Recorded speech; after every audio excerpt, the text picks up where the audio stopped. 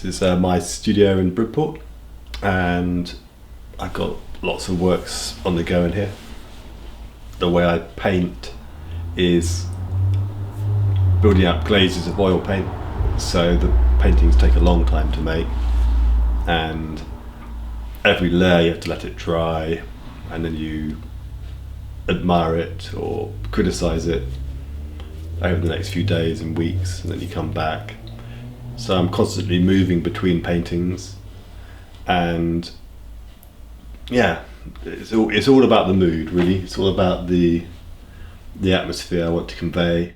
Because I'm in West Dorset, there's some really beautiful parts of the landscape that I can go out to quite quickly, and depending on the weather, I'll go out there and I'll sketch and I'll take photographs and do some plein air painting if the weather's okay.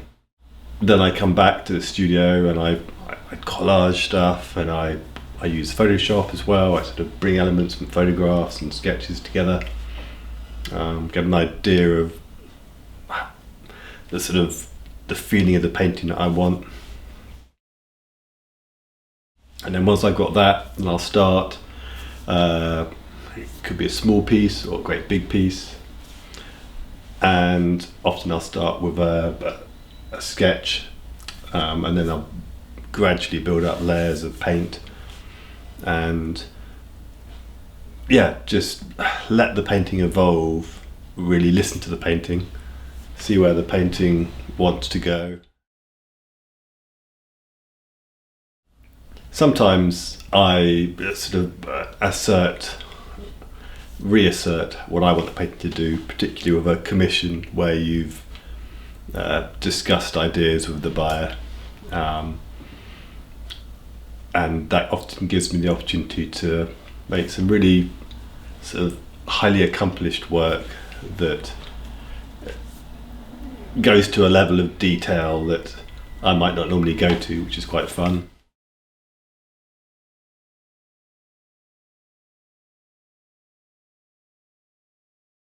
The thing with painting is it's nice to really let the paint provide a lot of the narrative. Just the way the paint's put on, it means you don't have to be too elaborate or photoreal.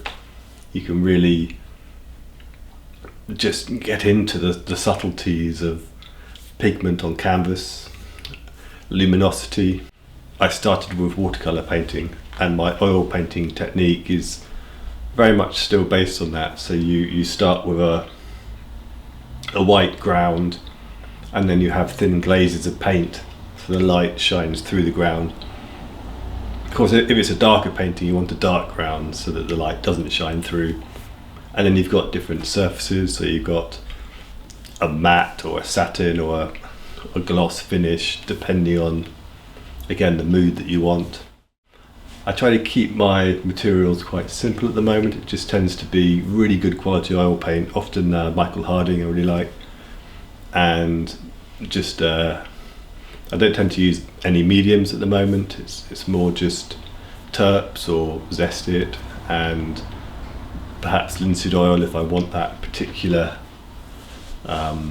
quality. Linseed oil tends to give it a sort of viscosity, which is quite nice, but particularly with a painting that's taken you 8 months to make, you can't put the linseed oil on too early, because with subsequent layers it can crack. So if I do use linseed oil, it tends to be later on. I don't rush my paintings. They all take as long as I need to take, and I tend to live with them. Just come back and look at them and listen to them and see what needs to be done. And I also like to bring people into the studio. People often love to see the work in progress. They sometimes buy it when it's in progress, which I like as well, because that's the thing with painting. Again, it's got that immediacy to it. People often like to see the hand of the artist and the expressiveness of the mark. But they also do like I said, to have the option to make more highly realised works as well, where you might really get into the subtleties of light and atmospherics that do require a lot of preparation and building up of layers. It's always a delight to show people my gallery and my studio, and people sometimes just buy off the wall, off the easel, or we discuss commissions, which is great fun. Sometimes the commissions are around where they live or where they grew up. I like commissions because they often take me to places I'd never normally go. This is actually a follow-up painting to a commission I did near Whitchurch, Clinicorum, and it's just a view next to the buyer's house, somewhere I never would have gone if I hadn't had this commission. So I really enjoy that.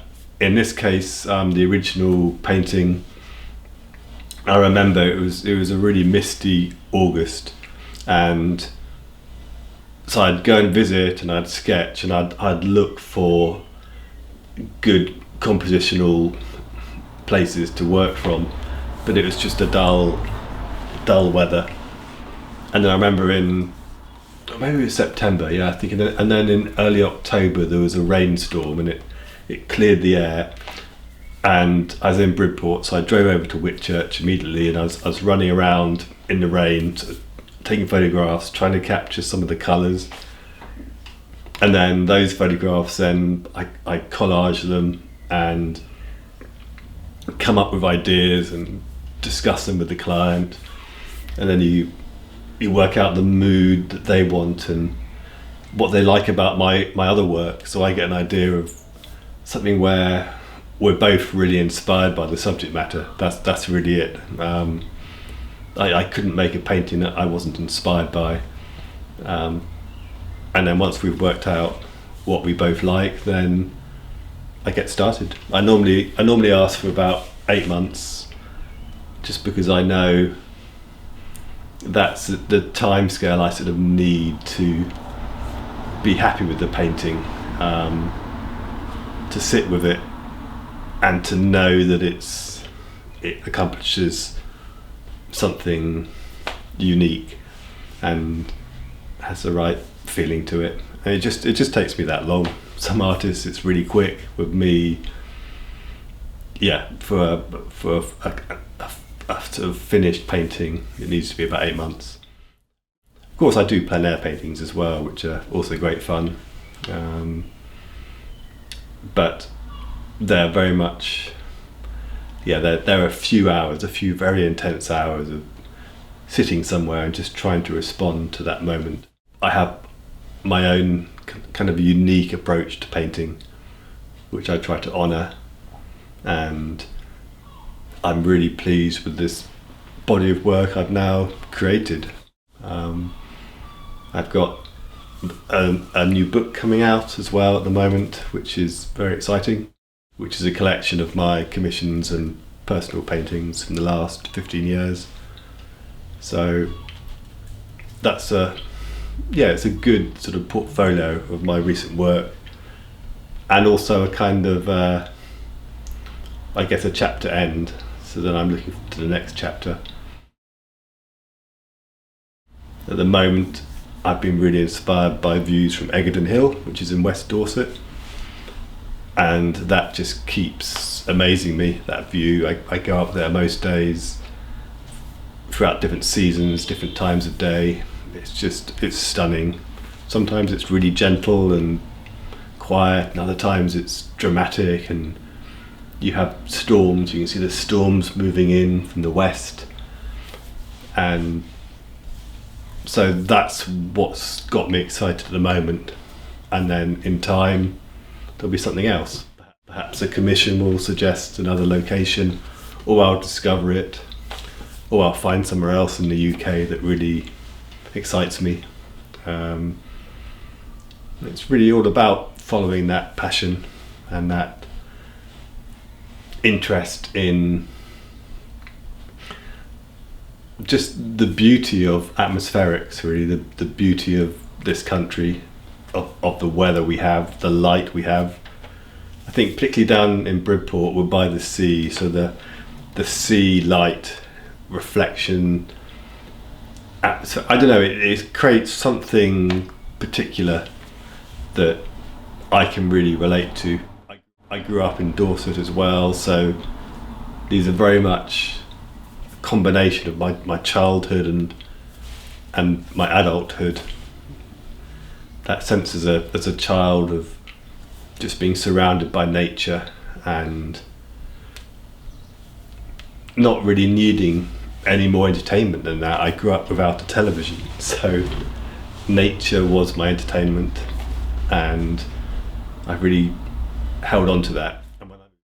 And when I moved back to Bridport a few years ago, I really appreciated that I had something special to bring because of my lifelong experience of living in the countryside. So I really hope you enjoy my work.